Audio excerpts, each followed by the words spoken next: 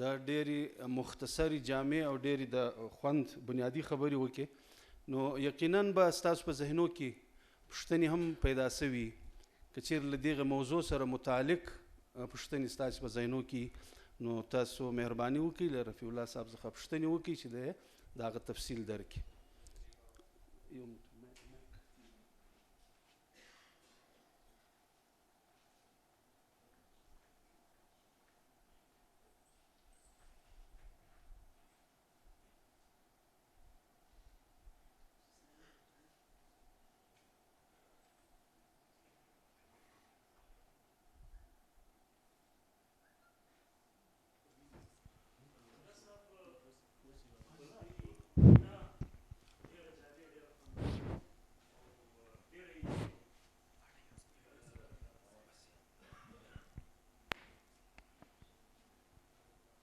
کاکړ صاحب ستاسې وینا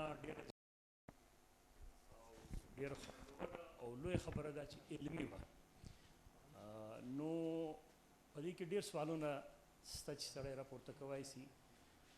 یوې نکتې ته تاسو اشاره وکړله د خان شهید چې د کومه غوښتنه 80 کاله مخکې کړې وه، هغه په 2010 کې موږ ته یو موقع میلاو شوه او موږ پر هغه د هغه څه فایده نه واخیسته.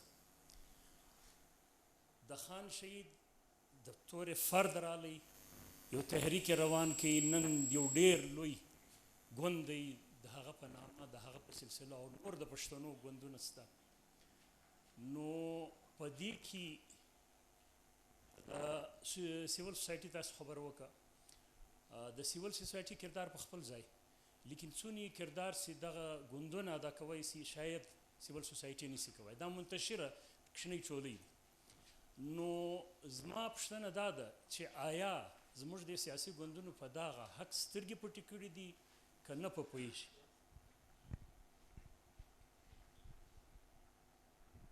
زما مشوره ده د 2-3 سواله به پر یوه ځای یخ نو به ډېرو خلکو ته موقع میلاو شي، زه به یې لیکم.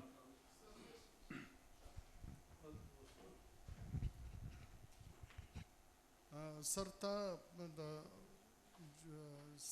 ایجوکیشن د سیستم په حواله باندې خبره وکړه او په هغه کې سپیشلی تا د پالو پریری او د دې کوم هغه کریټیک دی په ایجوکیشنل سیستم کړی د دې ځای پر صحیح ده سر، مطلب الټرنیټیو څه شته؟ زه د الټرنیټیو په حواله باندې سر کړم.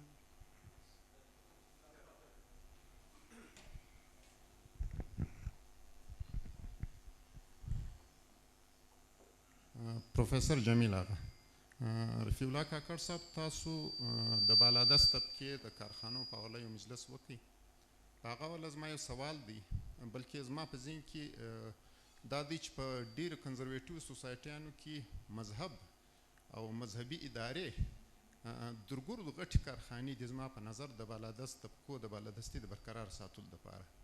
نو آیا تاسو زما د خبرې سره متفق یاست یا آیا تاسو ډیر محتاطه یاست دا خبره نه کوئ، یا که زما د خبرې سره تاسو اختلاف لرئ نو هغه څه اختلاف دی؟ ډیره مننه.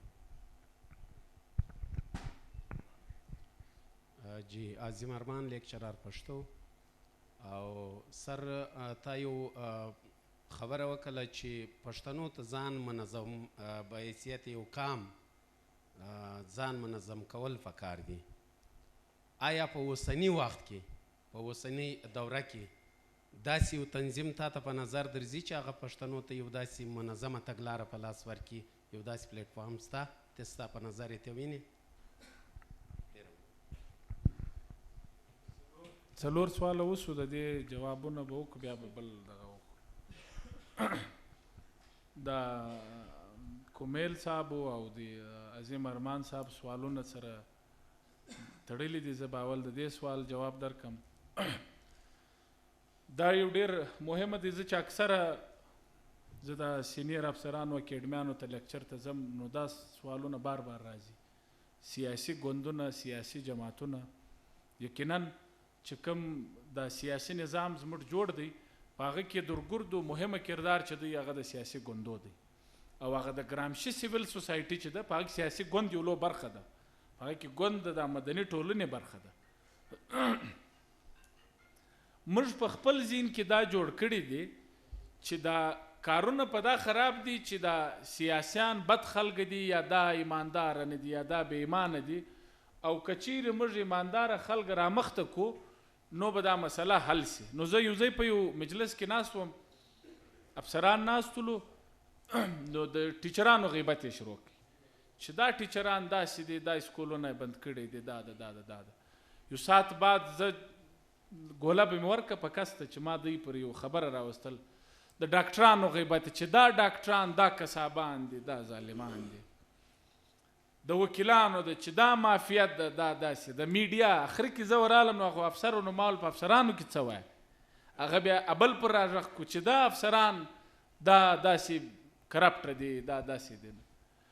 نو ما ودوی ته دا وویل چې تی در اوسه پر ټیچر اول خبره ودرول، بیا چې ما د ګولې درکې تی ډاکټر هم ګرده بد سو. نو اول خو دا چینج رالی چې موږ تی پر دې قانع سو چې دا بد خالی سیاسیان نه دي، نو هره طبقه بده د خالی در وسه پورې کار دی. دوی دا خبره ټیک سو، هماول چې دا منئ نو به زه یو بل سوال وکړم. دا هغه خلکه چې یو جوړ نظام ته ولاړ سي، دا چې امریکا ته ولاړ سي، دا چې دوبۍ ته ولاړ سي، دا چې یورپ ته ولاړ سي، دی هلته بیا سم سي، بل ته هلته مخته هم ولاړ سي، ډېره ترقي وکړي او د هغه ځای کې ګټې هم ترلاسه کړي، وایي دا هم صحیح ده. ما ول دی ډېر لنډ مثال دا دی چې په جاز کې وخېږي چې دی د دوبۍ یا د لندن پر ایرپورټ شوه کېږي، بیا هلته دی د ده رویه بدله سي، وایي دا هم صحیح ده. نو ما ول چې دا صحیح ده، د دې دا مطلب دی چې دا خلکه خو نو پیدایشي بد خلکه نه یو موږ، واره ټوله بد سو، بیا چې برته سوچ پر وکې نو موږ ټوله بد نه یو، چې موږ ته ښه نظام میلاو سي هلته بیا برته موږ ښه جوړ سو. نو د دې دا مطلب دی چې په نظام کې خرابې ده، چې نظام بد یې په ساده ټکو کې چې دا موږ ته وایي سیسټم، چې سیسټم بد یو سیسټم بد دوه غټ پہچانه دي. یو په هغه کې د سزا او د جزا نظام نه، د سیسټم د مضبوطه کېدو درګور د لوی پہچان چې سیسټم چې که تی د خپل کور سیسټم راواخی، د کور تی مشران یاست، که د پارټۍ د راواخی، که د یونیورسټۍ د راواخی، که د ملک د راواخی، چې هر سیسټم دی هغه که په سیاسي ژوند کې دی، په خانداني ژوند کې دی، په ټولنیز ژوند کې دی، هغه سیسټمان کامیاب وي چې په هغه کې د سزا او د جزا نظام وي، د حساب او د کتاب نظام وي. یو بل هغه سیسټمان کامیاب وي، بیا د ما دا ټکي استعمالوم، خو دا بل شو تورې زما پر خوله نه راځي، چې په هغه کې د خره او د آس فرق کېږي، چې په هغه کې د صلاحیت و، د خوارۍ و، د کاوش، دا ګرد شانو پر نتیجه در مختګ لارې بیا پیدا کېږي، چې کومو سیسټمانو کې دا خبرې وي هغه کامیاب وي. اوس دا د سزا او د جزا نظام چې موږ سیاسي میدان ته راسو، د دې تر ټولو لوی عمل چې دی یا زموږ سره اختیار چې دی هغه ووټ دی. ووټ د اکاونټیبلیټي تر ټولو لوی اختیار زموږ وروستی په لاس کې دی، او د نظام سره زموږ وروستی یا د میان هغه پښتنو کې چې یا جرګه کوي یا د میان روي چې دا سیاسي ګوندونه دي.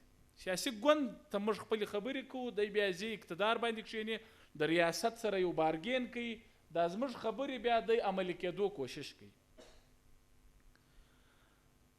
نو دا زموږ په ذهنو کې دا دی چې دا سیاسي ګوندو کې به یو ښه خلکه فرشتې به د اسمانه راځي او دا به زموږ کارونه راکوي. دا نسي کېدلی. دا سیاسي ګوندونه اور فور دیٹ میټر چې هر که مدني داسې ټولنې دي چې موږ څنګه یو به تورې ولس دا خلکه به هغه رنګه وي. که موږ که دې سیاسي ګوندو سترګې پټې کړې دي، دا خې کړي، زه پر دې انکار نه کوم، زه دا وایم چې ولې یې کړي دي. داسې نه دي چې ما و برکت شاه صاحب ته بیا در هغو د وطن ډېر غم دی، هغو ته نسته. نه، هغه چې په کم تعلق کې دی، یعنی تعلق څه زما څه مراد، ووټ چې زه ورته ورکوو، ووټر یو، میډیا والا یو، موږ دا غوښتنه کړې نه ده. موږ کم پریشر اچولی دی، یا په دا پارټۍ کې دننه داسې فعاله غړي شته چې هغو پر دې یو کیمپین چلولی دی، یا چې زما او ستا وکلي ته دی راسي، زموږ وروستی خان و ملک و مشر دا غوښتنه جن کړې ده چې ته زما زما د ژبې او زما د کلتور په هکله تا څه کړي دي. یاد ساتئ سیاسي خلکه یا چې هر څوک اختیار لري هغه ډېر هوښیاران یې، هغه د نظام غوښتنو باندې سر خلاصوي او هغه ته جواب هم ورکوي. داسې نه دي چې هغه بالکل د چا په کیسه کې نه دی. مثال موږ برمه غواړو برمې راکوي، موږ روډ غواړو روډ راکوي، موږ نوکري غواړو نوکري راکوي، موږ د سکول بلډینګ غواړو بلډینګ راکوي. چې کوم شان زموږ پر کوم شانو زور دی هغه شان دی کړي دي.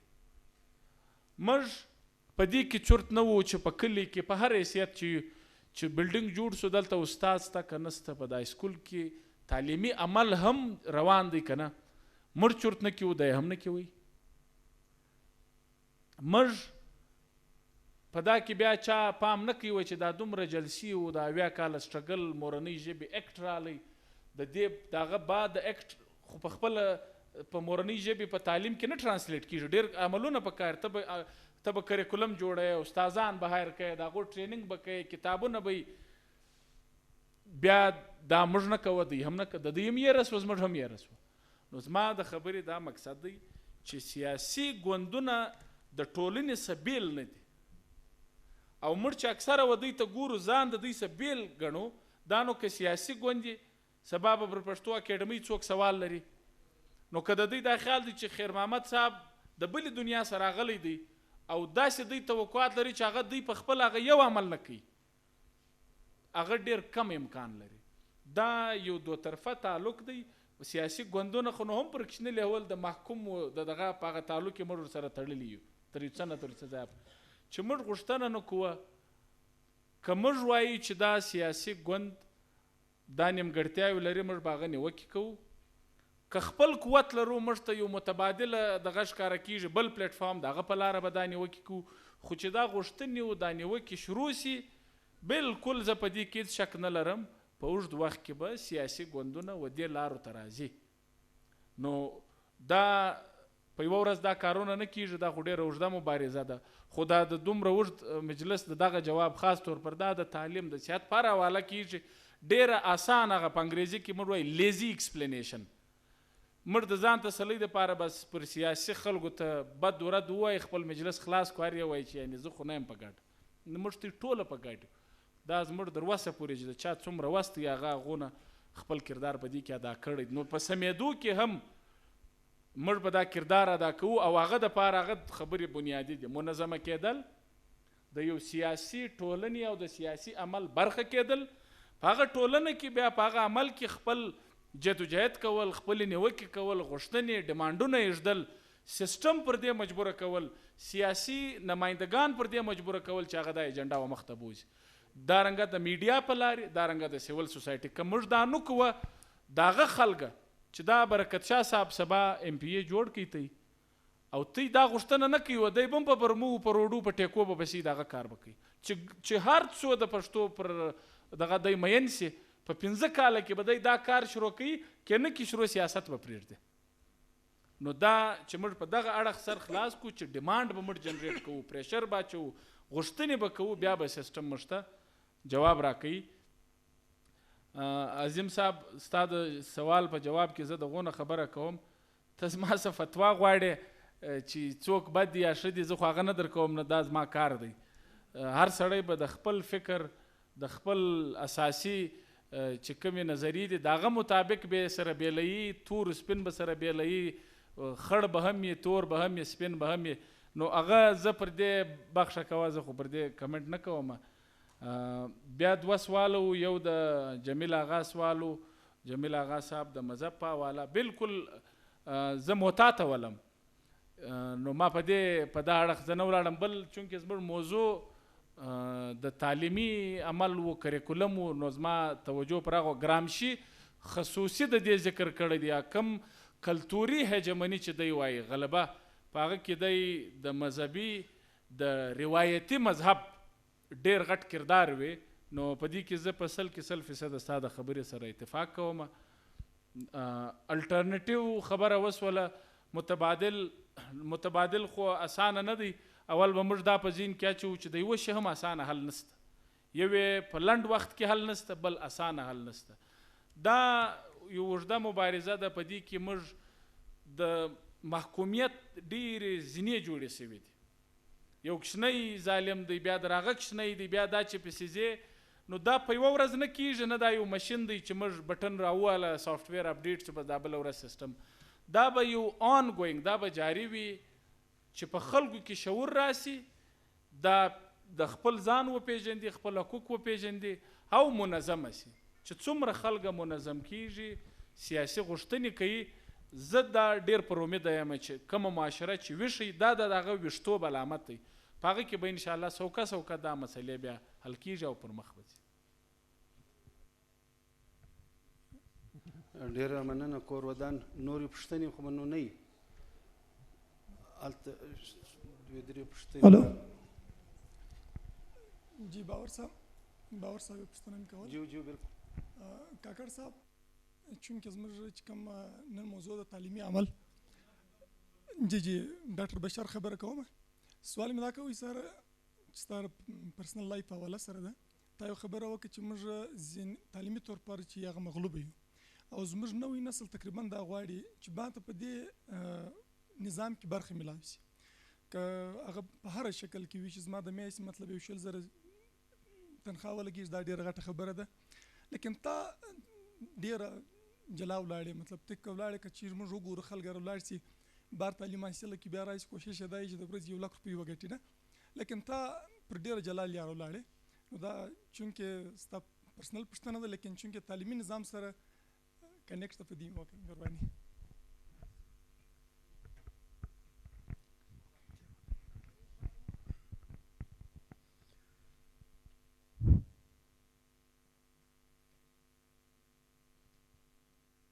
ډاکټر فضل جان، PhD سکالر، یونیورسٹی آف ہری پور پشاور. سوال مدا ده رفیع الله کاکړ صاحب، خبره اوس په اپورست پیډاګوجي یا کلچرل هیجمنی، بیهیویرست سوای، کاګنیسټ سوای، لینګویج پروموشن سوای، پیاجو ویګاټسکی سوای، خدا ټولې خبرې به ومنو، مذهب به هم سایډ ته کو، کلچر باندې به هم خبره وکړو، خو هایا په انټرنیشنل اکانومي ګلوبلایزیشن موږ خپلې ژبې ته وده ورکړه، یو سټیج ته مو ورسوله. زموږ د کام، زموږ د معاشیت سروایول به بیا په دا کې وي او که به نه وي.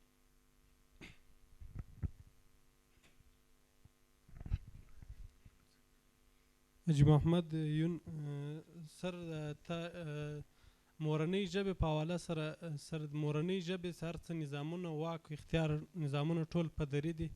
د دې ته تاریخي پس منظر کې بیان سي مورنۍ ژبې ته مورنۍ ژبه وایي ولې. مننه. سر سمیع الله پامیر، سر تاسو د ګوندو باندې، سیاسي ګوندو باندې او نظارتي دغه باندې سر ټولو خامیانې مو بیان کړلې. دې باوجود سر محکوم و کامو چې کومې ژبې دي هغه یوازې د ادب په ډګر کې بچاوي، او ژبه چې دا مطلب د علمونو مور د مطلب اقتصاد په دې کې راځي، ساینس په دې کې راځي، نور فیلډونه په دې کې راځي. مطلب دې باوجود که دا خامیانې روانې او مطلب دونه سکوت په یو ټولنه کې، هغه باوجود مطلب تر څه ټیمه ژبه بچاولی سو.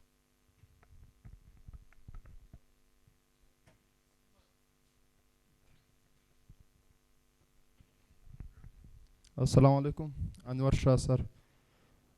سر دا پښتو دا خاصي زموږ نن سبا تر وینګه پر محدوده ده، خاص کر که زموږ پښتانه ایجوکیټډ دي، هغه هم ودې شي ته توجه نه ده ورکړې چې موږ به پښتو زده کوو.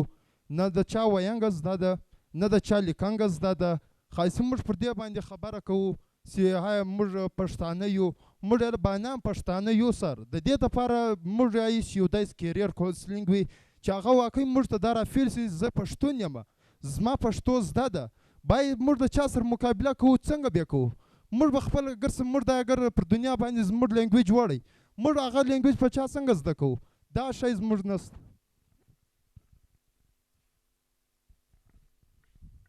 رفیع الله کاکړ صاحب، سوال مې دا دی چې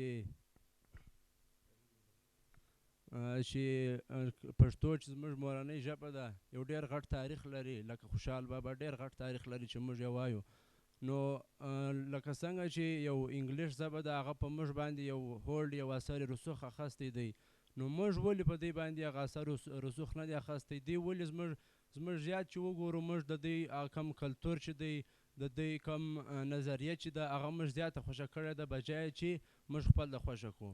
او یو بل سوال دا کوم رفیع الله صاحب چې تا وویل چې په هغه ایکټ چې ولو چې د پښتو کومه ژبه چې پاس شوله چې دا به په پرایمري کې ورکول کېږي او بیا هغه ودرېده ایسو بیوروکریټ له وجې هغوی ودروله خو زموږ دونه دغه نه وله چې تیاري نه وه چې دا یې برته پر مخ بیولې وه. نو دا کار خو زموږ د سیاسو ګوندونو لکه یا د نظریاتي ګوندونو دا خو زموږ هغه کم سیاسي ګوندونه چې دي هغه یا ویده دي یا به موږ به څه کړو ولې هغه خو ویده دي هغه تر اوسه موږ ته یو شی نه دي راکړی نو موږ څه کول پکار دی.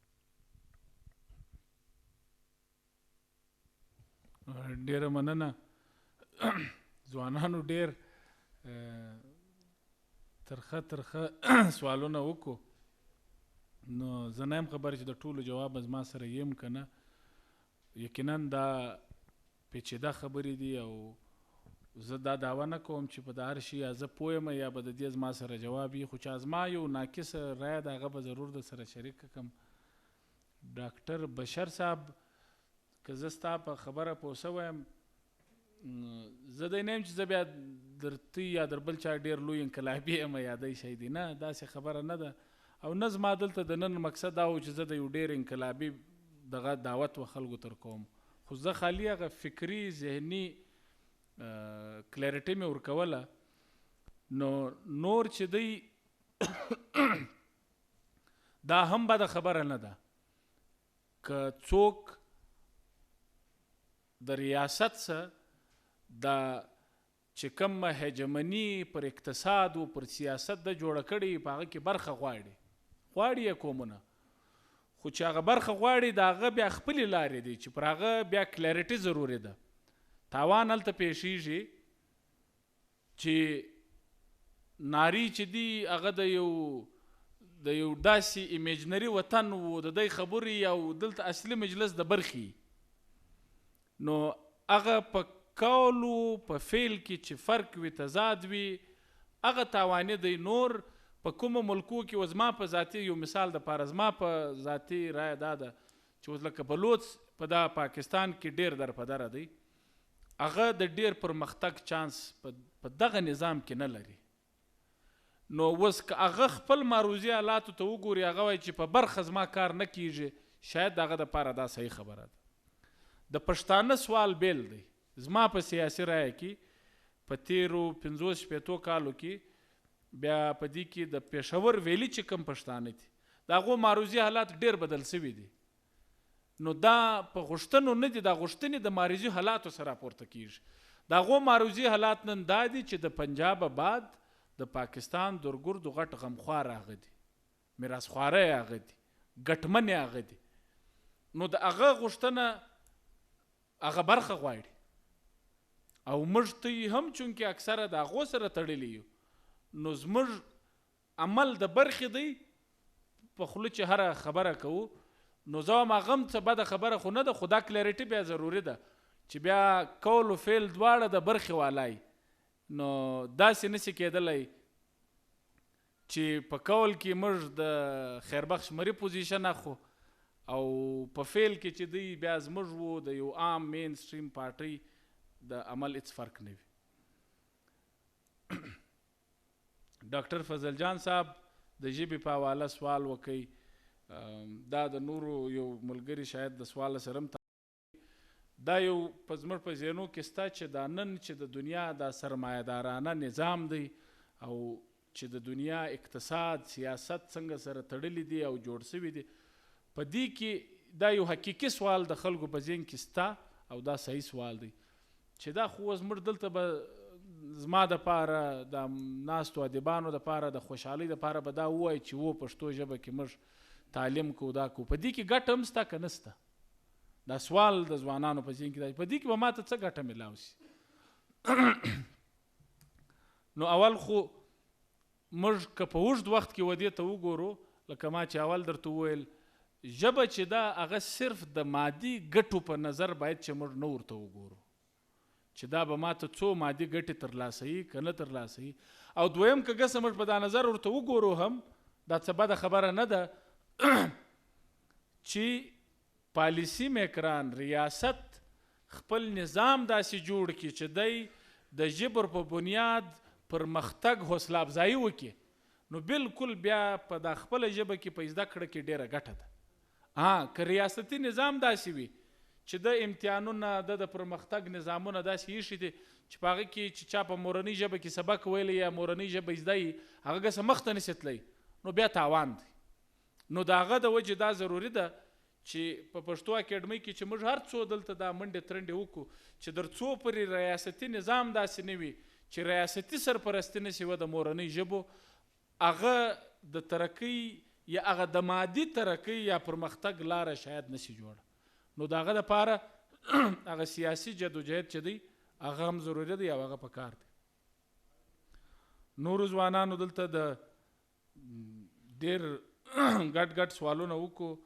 د سیاسي ګوندو سوال رالی، د انګریزي ژبې د هجمني سوال رالی چې هغه ولې داسې مخته دي. نو هغه خو ډېر ساده جواب دا دی هغه په دا مخته دي چې هغه زورور دي.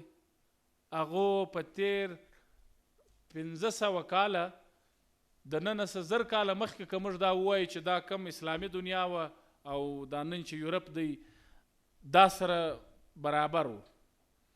نو په تیر 1000 کلو کې ډېر فرق راغلی دی او هغه فرق د علم په لار راغلی دی. په تیر 200-300 کاله کې هغه دومره مخته ولاړو چې هغو د هغه زه یو مثال در کوم چې اول واره پرنټینګ پریس جوړ شو نو پرنټینګ پریس د موجوده د علمی انقلاب هغه بنیاد دی دا پرنټینګ پریس چې ایجاد شو. نو چې هغه وخت کې کم خلیفه و د اوټمن امپایر چې کم د وخت خلیفه و هغه پر دې پابندي ولګول په ټول اوټمن په د اسلامي خلافت کې پر پرنټینګ پریس پابندي ولګول چې خبردار او بیا دا قدر یې واره اول دغه کې اجازت ورکړي چې مثال هغه وخت چې کم همسایه په یورپ کې کم امپایر و سپین هغه وخت د خلافت برخه ول چې هغه که خپل یو کتابونه دغه په پبلش کوي خو ټیک ده خو زموږ کتابونه به په دې نه پبلش کوي. نو دا رنګه خو د هغه علم پر بنیاد بیا 200 کاله دی پر دې دنیا حکومت کړی دی. نو زموږ ستوی ازادانه چې هغه هم نیمګړې ازادي ده د هغه خو 80 کاله کېږي. نو ظاهره خبره ده چې چا 1500 کاله پر دنیا حکمراني کړې ده او حکمراني یې د قلم په لار کړې ده. توپک چې دی هغه هم د دې سره راځي د علم کامیابي د علم برتري. نو په هغه کې داسې څه د حیرانۍ خبره نشته. سمی پامیر دا سوال وکړي که دا جمود وي نو به څه به کېږي. زما په خیال خو د ذموارو ادارو او د ریاست پر لیول جمود سته. په سماج کې په ټولنه کې زه دومره جمود نه وینم. دا نن موږ ستوی دا غونډه دا ستوی دا سوالونه دا تیز سوالونه دا پوښتنې دا مطلب دی چې ټولنه نه ده د جمود شکار. ټولنه بیداره ده، ټولنه مخته روانه ده، فعاله ده. سیاسي ګوندونه ریاستي ادارې هغه د جمود شکار دي. د ټولنې او د دوی په مابینځ کې ډېر فرق را روان دی او په هغه کې دا 2-3 شیان ډېر مهمه دي. په تیر 20 کاله کې دلته ډېر غټ بدلون راغلی دی چې هغه نه سیاسي ګوندو ته ادراک شته. دا تی ځوانان چې نن دا سوالونه کوي تی ټوله د هغه عمل نتیجه است. هغه عمل چې دی یو په تیر 20 کاله کې هایر ایجوکیشن ډېر په سپیډ زیات شوی دی. 20 کاله مخکې یوه یونیورسټي و په دې صوبه کې او د هغه څه به زیاته د کال او خو 4-5 زره ګریجویټس به پیدا کېدل. نن 8 یونیورسټۍ دي او په دغومره تعداد کې د بلوچستان څه بار ځوانان نو نجونې سبق وایي. دا یو ډېر غټ بدلون راغلی دی په غټ تعداد کې. دویم ځوانانو موږ په خپل سماجي تاریخي ارتقا کې پر داسې سټیج یو چې نن په 100 کې دا زموږ په بلوچستان صوبې آبادي چې ده په 100 کې 4 انسانان چې دی هغه در 13 کاله کم عمر لري. 74% آبادي چې دا بلو د ایج اف 30 ده.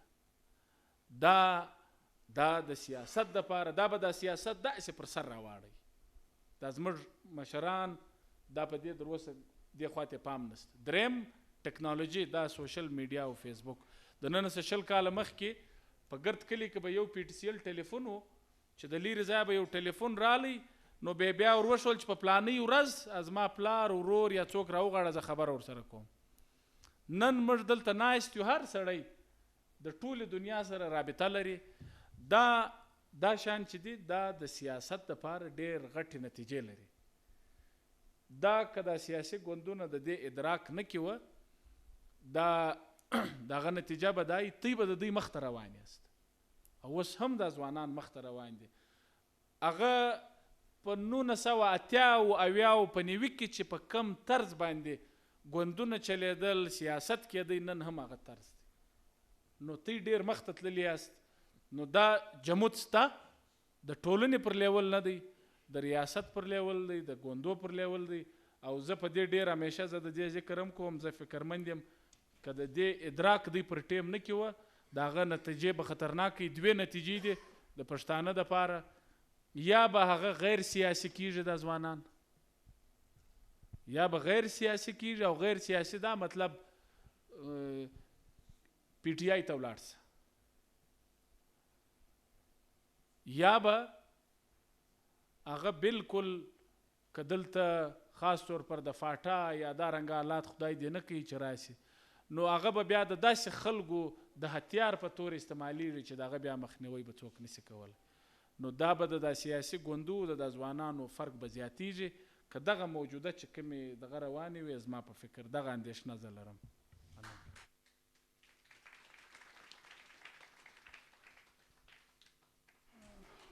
ډیره مننه.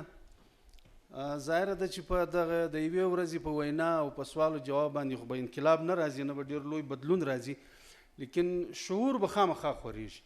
دغه د ځوانانو په ذهن کې چې دا سوالونه پیدا سوي دا به خپله شعور دی چې په ځوانانو کې پیدا کېږي. موږ کوشش هم دا د اکیډمي کوشش دا د میډم پوښتنه کول غواړي میک ورکړي. او زنانو دا میک ورکړي. باور صاحب ته موږ پوښتنه کوله، هغه مو نه وکړله.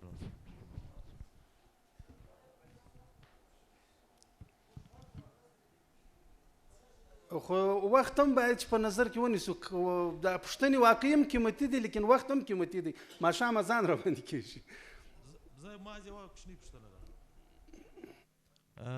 زما نوم غاجان همدرد دی، د خپلواک ادبي ټولنې کوټ سره مې تعلق دی.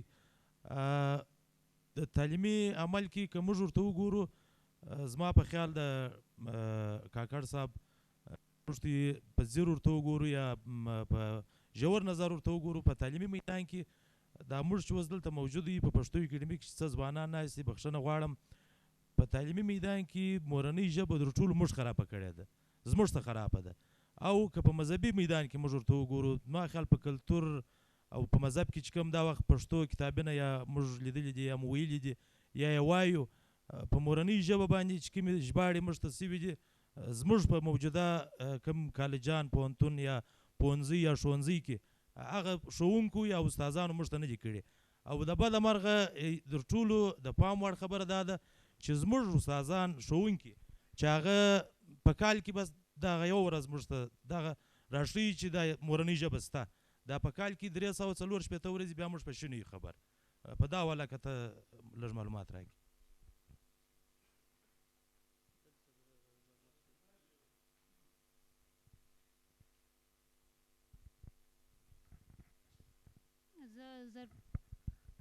زرمینا خپلواک، ما پوښتنه دا ده چې موږ دا خبره وسوه چې سیسټم د وجې موږ پر شا یو، نو دا سیسټم جوړ کړی چا دی او دې جوړول کې یا داسې حاکم پاتول کې زموږ بحیثیت پښتون څومره کردار پاتې شوی؟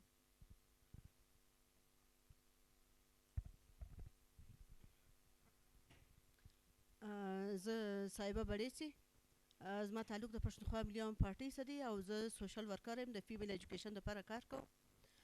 زما پوښتنه دا ده سر چې په موږ باندې څومره مذهب کارت استعمال شوی دی، دا مذهب کارت په موږ څومره استعمال شوی دی او ته دې څه څونه متفقه یې ایزه پښتون موږ دې دپاره څه کول پکار دی چې موږ دا د مذهب کارت سره ځان څنګه خلاص کړو، د دې خلاصون به څنګه وي؟ مننه.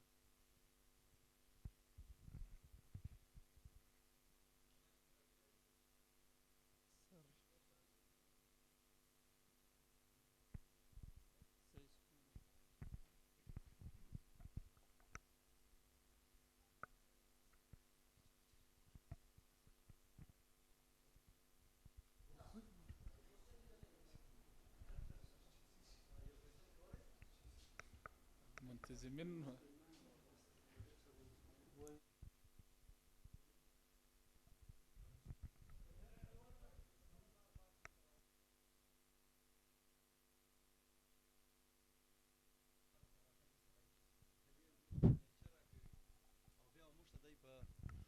د پښتو دا خبره کوي چې زه اوس د پښتو زده کړه کوم او ما پښتو زده کړې ده. دا ډېره لویه ډېره د خوشحالۍ خبره ده چې ستا د لیول خلک راسي او موږ ته لیکچر راکړي. اول ستا مننه کوو، د پښتو اکیډمي مننه کوو چې پښتو اکیډمي موږ ته داسې ښایسته پروګرامونه را جوړوي. خبره دا کوو دلته یوه خبره بار بار لګیا ده. تا خبره وکړه ته په خپل موقف کې ډېر کلیر یې، خو دلته چې کوم اورېدونکي دي هغه په یوه خبره کې کنفیوزډ سول. هغه داسې چې سیاسي ګوند د تنقید شکار سولی. دلته بار بار یوه خبره لګیا سوله چې سیاسي ګوندونه، سیاسي ګوند له چا جوړ دی؟ ته هم دا خبره وکړه، زه یې تکراروم چې سیاسي ګوند له دې ولسه جوړ دی. اوس چې د ولس څه انډرسټینډینګ دی، د ولس چې څه لیول دی، سیاسي ګوند به هغه لیول وي. نو په دې تناظر کې سیاسي ګوند چې له ما ورله تا جوړ دی، نو په هغه کې ریسورسز د هغه ډېر کم دي. له بدې مرغې د تعلیمي عمل په نتیجه کې و ما ته هم په یونیورسټۍ کې و تا ته هم په یونیورسټۍ کې دا یو شی راښول شوی دی چې ته به اوبجکټیو یې، ته به نیوټرل یې. د اوبجکټیویټي د نیوټرالیټي په نتیجه کې موږ چې کله رافارغه سو راسو، بیا که موږ چیرې شعر لیکو یا که موږ د یو مدني ټولنې برخه جوړیږو، نو موږ بیا په هغه کې د کام او د سیاست خبره نه کوو، اتاچ المنظم به موږ پاته کیږو. نو موږ د منظمه کیږو نه، بلکې په مدني ټولنو کې د مختلفو غورځنګ وغیره وغیره کې موږ تقسیم سو. بیا چې کله دا اکټ چې کوم خبره وسوله د مورنیو اکټ د یو پارټۍ، یو سیاسي پارټۍ او په خاص توګه زه دلته پښتونخوا ملي یوه پارټۍ دفاع کوم، هغو به دغه کار دغومرې کولی چې په خپل ډېر کم ریسورسز کې په ډېره کمه مبارزه کې به دوی له 1951 څخه بیا تر اوسه پورې دوی و دې ځای ته راغلل چې دوی دا اکټ منظور کړی. اوس له بدې مرغې کوم چې زموږ د ادب سره تړلی کلاس چې کوم دی، هغه ځان له پارټۍ څخه بیل ساتي، هغه ځان نیوټرل ساتي. نو د دې د نیوټرالیټي په نتیجه کې کمزوري دا وسوله چې کوم چې په پارټۍ کې کوم خلک دي، سیاسي خلک، دا څانګه د دې دفاع به و دوی ته دې د ادب سره تړلی کلاس به د دوی دا دفاع ورکوله. له بدې مرغې دا کلاس نیوټرل ناست دی، په نیوټرالیټي کې دا خلک هغسې دفاع نسی کولی که کوم چیرې دوی په پولیټیکل پارټي کې ولی، بیا به دوی د دې دفاع کولی سوله. پر دې باندې ستا کمنټ زه غواړم. مننه. ډېره مننه.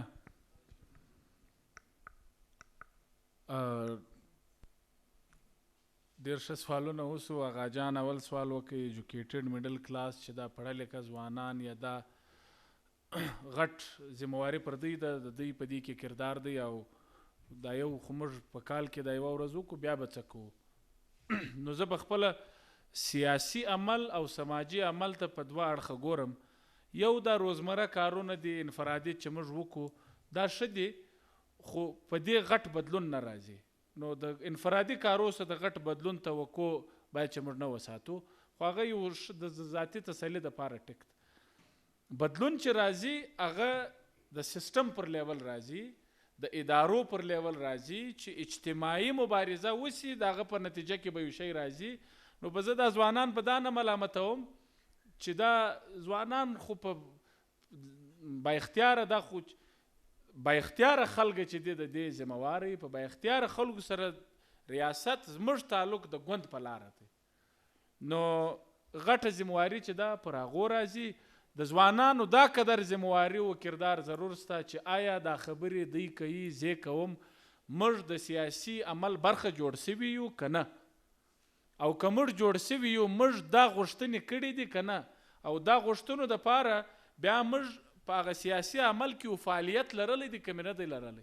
نو که دا شان موږ نه یې کړي نو بیا خو دا یو شی نسي کېدی او موږ د چا څه بیا توقع ساتو.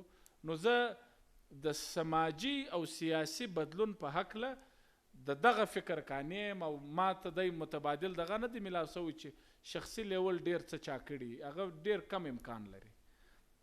دلته زموږ خوندو سوالونه وکړو، سیستم چا جوړ کړی دی؟